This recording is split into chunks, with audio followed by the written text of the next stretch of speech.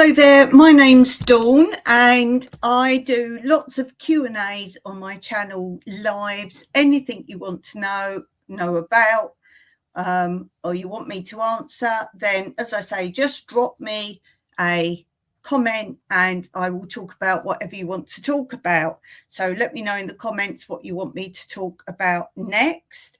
And you'll see from the title today, someone just said, can you talk about dance mums? So that was the only brief I got. So I didn't know quite what you wanted me to talk about, but I will talk about dance mums. If you've got any specific questions or you want different things talked about, then let me know.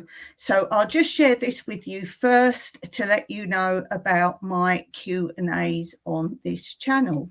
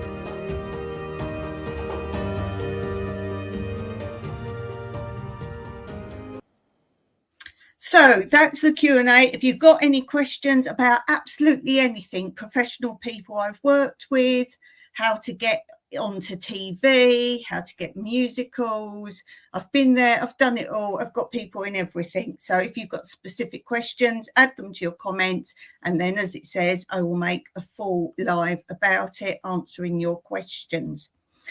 So let me start first of all by talking about dance mums at my stage schools that I have owned and run. And what I want to talk about first is the fact that whenever we did dance examinations, I would always do, like a show rehearsal, I would always do an exam day rehearsal. And there's many reasons for this. First of all, I had many branches. So children and adults might not have actually danced at my location where I held the exams at my main branch. So that gave them a chance to come along and fill the room rather than going in a random room. Now, of course, weeks before their actual exams, I would also practice in class. Just say, right, you're out the door now. When I open the door, you would come in and you'll stand here, here, here. I would tell them at that point what number they would be. So if they're first on the bar, second on the bar, where they stand. So we'd practice that in class. But the actual week exactly before the exams, we would do a proper rehearsal. So they would be doing their rehearsal for the exams on the actual time of their exam. So also that gives them a run through. It lets me see any mistakes, as in they're not wearing something quite right, or their bun wasn't good enough and clips fell out their hair, that kind of thing. But it gave them so much more confidence that they had to actually practice their exam day. And I wouldn't talk to them then. I would do it exactly like the exams. There would be, sometimes I'd get one of my adult friends to sit as if they were the examiner, but occasionally not. So it depends. But it's good to do that. Get someone there. They don't need to know what they're doing if it's a friend of yours, but it mustn't be someone the children know. So you certainly couldn't have a parent sitting there, for example. And that really helped the children so much. And the adults too, the adults taking their exams. It kind of, they always said they didn't feel quite so nervous on the actual exam day because they'd got over that, oh, we're going in, it's a bit scary. And they all felt so confident what to do. So the whole point of that is the same as show rehearsals, dress rehearsals for a show. It's dress rehearsal. Now, dance mums don't always get that. It doesn't mean, oh, sorry, my costume's not ready yet, or oh, I'm keeping it clean for the actual exam, those kind of things. A dress rehearsal is a dress rehearsal. It means everything the same. So you can imagine my dismay, no matter what you say, on the day of exams, for example, you suddenly see not the rehearsal day, but the actual exam day. You've got little ones suddenly coming in with brand new ballet shoes. You didn't wear that for the dress rehearsal, the rehearsal for the exams. Why are you wearing them now? I want to keep them clean. Now, any of you that are ballet dancers will know, particularly ballet shoes, let alone any other type of dance shoes. Ballet shoes, you need to bend in and get supple, and something worse than just wearing their brand new ballet shoes. Parents often want to buy them a few sizes big if they're little tots, so they're sloppy on their feet as well. So my whole conversation here is the fact that why do mums think they know better? Well, why do the dance mums think they know better than the teachers? Yes, you know your child better, but when I've been teaching since you can only qualify at 18 is the youngest you can qualify. When you qualify, you've been doing it for years. You've seen all sorts of children, all sorts of situations, and especially when the rehearsals for exams, I did free of charge. I didn't charge them anything, and you'll know that could be 2 full days of examinations. So I'm giving my time free to help them, not for the fun of it. So yeah, suddenly wearing brand new shoes for either a show or exam when they didn't wear them at least for the dress rehearsals. Something else, the costumes, not ready at rehearsals, or well, we're going to sew some sequins on or more sequins on. I've seen this on the TV programme Dance Mums. Oh, we haven't quite finished them yet. We're going to sew on some more sequins. Well, then they're on the stage, and what happens? The sequins fall off. Or woe betide some parents who run out of time and they glue the sequins on. So it's costumes not ready. Now, particularly for younger children, costumes are very important to be ready, because you'll see on stage they do a bit, particularly let's say an acrobatic dance, and the leotard or whatever they're wearing goes up their bottom a little bit, because so many dance teachers don't allow underwear to be worn. Now, I always have allowed underwear as long as it can't be seen. So again, the dress rehearsal is for this benefit. So a child that hasn't worn the actual proper costume as it's done, as it's needed, will be pulling it, tugging it, hats fall off. I ask parents, they always put elastic on the hats. Oh no, we don't want elastic on the hat. You're not going to see it around the front. You put the elastic around the back and it's held in place. Oh no, we didn't have time. We didn't have time. So that's another problem. Costumes must be ready properly. And something I know about the Dance Mums programme was this last minute sewing sequins on. When you sew sequins on, particularly today you get the lycra leotards, you need to be wearing them because they stretch. And they were last minute sitting, the mums, sewing all the sequins on. The child goes last minute, put the outfit on. Of course, it doesn't stretch with the sewing. And again, if it's something like an acrobatic dance, and I've seen them, they go into a split or something and they can't do it because the outfit won't stretch. Let's say it's a catsuit and all-in-one unitard, and they've tried to pull it on up their legs and up their body, but because the sequins or whatever they've sewn on is too tight because the child wasn't wearing it when they sewed it on, they can't really pull it up fully up their legs. So they can't really pull it up their legs. And so when they go to do cartwheels or splits or whatever they're trying to do, they can't do it because the leotard or unitard won't go up their legs properly, so they can't make the best of their dance. The other reason they must have their costumes complete at the show, at the dress rehearsal, is because when you've got people changing them, so you don't have all the parents dressing all the children at a show, for example, you have some particular parents or whoever you've got as dressers. They've sat down and they've written out who's wearing what child's wearing what. Then suddenly a different outfit comes along at the actual show. So it's appalling. It really is.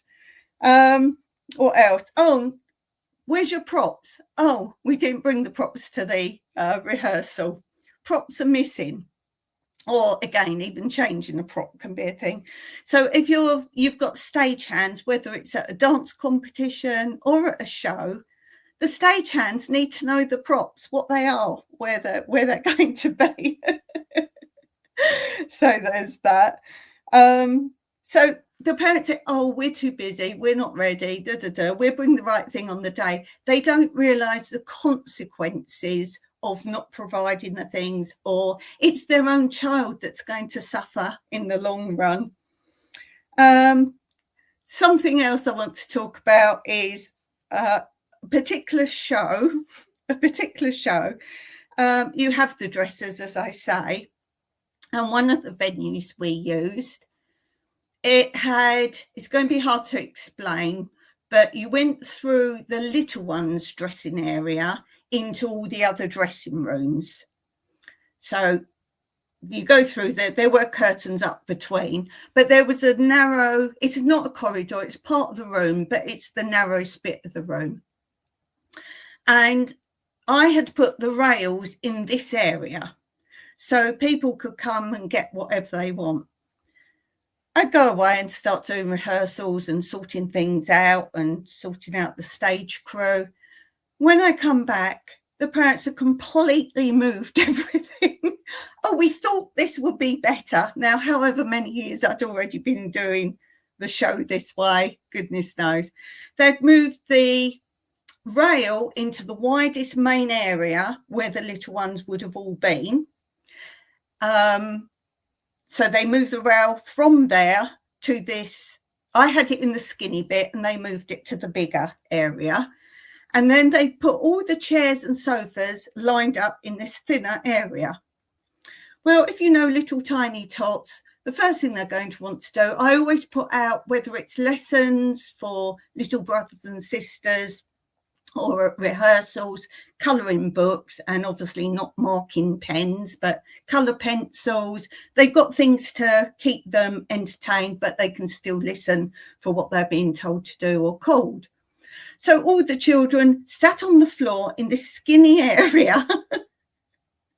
And then all the other people were coming in and out past them, treading over them. And I was like, why have you moved it all? Oh, it'd be better. We've got a bigger area to sort out our costumes. So again, they put the children last. What else? Oh, yes. A London theatre I used one time. And you have to know that there are laws about what age children can change with what age children. And if you're a dance teacher, it's not the same as school ages. It's very different. So there was one big dressing room that if you had like a chorus, so all adults doing, say, a musical, that would be an open room. But it had a proper sliding wall in the middle. So if you were, say, a stage school or competitions or something using this London theatre, you had the dividing wall. It was actually a sliding wall, but a proper wall. You had it shut. So because I had the laws, I had so many pupils and all different ages all over the place. I had this shut, and then I had not tiny tots, but the next sort of age up, and then juniors after that in the other area. And I have this rule that children can't go in and out of the other dressing rooms. And then I go in there one time and I find this is open, this wall. And I was like, why is this wall open? It had to be all unbolted and everything. It wasn't the child had done it. So I was like, why is this wall open? The parent said, oh, they can all mix up together. It'd be more fun for the younger ones to see the older ones. I mean, the juniors were probably 8 and 9, something like that. But bear in mind, some of them were developing. They didn't want younger children sort of seeing them change and everything else. And I was like, there's laws. If I'd inspector in, I would have been in big trouble. Why do parents think they know best? So there's this. And then, of course, you've got the standard why a child can't come to a rehearsal. And all I do in the end is I basically put a note out when they're saying they're going to do a show, unless they have a proper doctor's note to say they were really unable to come or too sick to come, then they have to come. They can't just not come. So they have to come, or they can be withdrawn from all or some of the show, because it's not fair for them to just turn up and everyone else was there for the rehearsal, particularly things like a finale. You want them all there at the same time for sure. So what I was going to basically say was the Dance Moms programme, we know 99% of it is staged anyway. If you didn't know that, well, you need to find their contracts, which are online, and you can see totally that. But it does show a very good example of how the teacher should be in charge. The mums are there for watching, but for the programme, they involve the mums in, and that's the conflict. So, yes. Who's your favourite girl from the original Dance Moms? It's very difficult because the most popular ones were often the ones that were paid more to be on the screen more, if you like. So I don't think you really got a true look at who they all were, really. I think the only way you could really choose is to look at, now the originals are obviously got their own YouTube channels and other social media, and see what you think of them via that. So I'm someone who's always very much behind the scenes, and I've worked with so many famous people. I don't like to say famous, I like to say well known, because what is fame and what is well known? So some people that you see on TV or whatever, and you think, oh, they look a really nice person. Yes, some are, but some really are not. There was a famous soap in England, and everyone said, oh, that person's so lovely, so lovely. And I'd work with them on the soap, and I was like, if only you knew. And I wouldn't ever spill what I know. I wouldn't do that, because that's very unprofessional. I mean, I could sit here and tell you all sorts of stories, and I'd get so many views and so many comments and thumbs up, but that's not what I'm here for. Justine 4887 says that's a good way to put it. Yes. Don't ever look at someone well known and think they're lovely or they're not, unless you've met them in person. And sometimes it's just how youngsters go and ask for an autograph, and they might be a bit offish. So then you're like,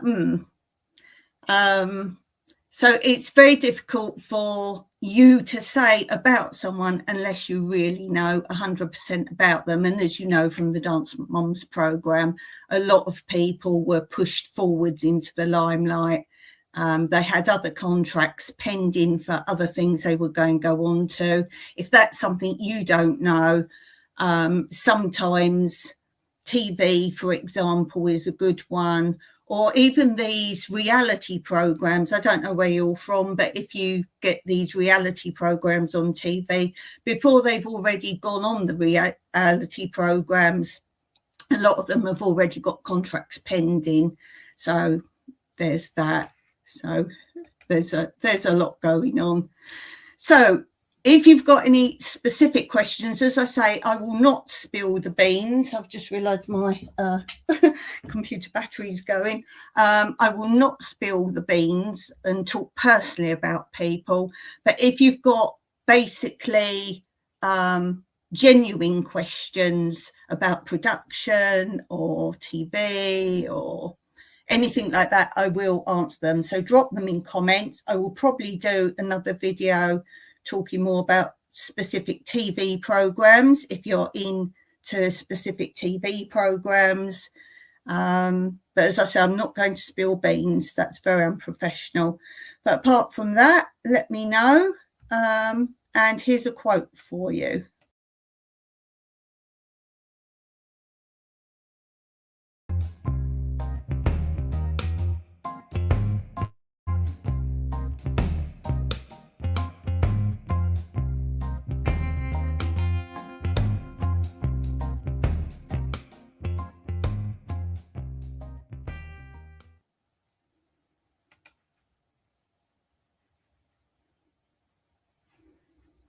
So I'm going to finish there for now. Thank you so much for watching.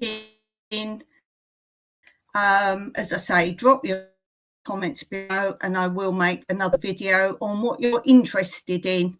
So let me know and I will see you next time. Until then, as always, happy dancing.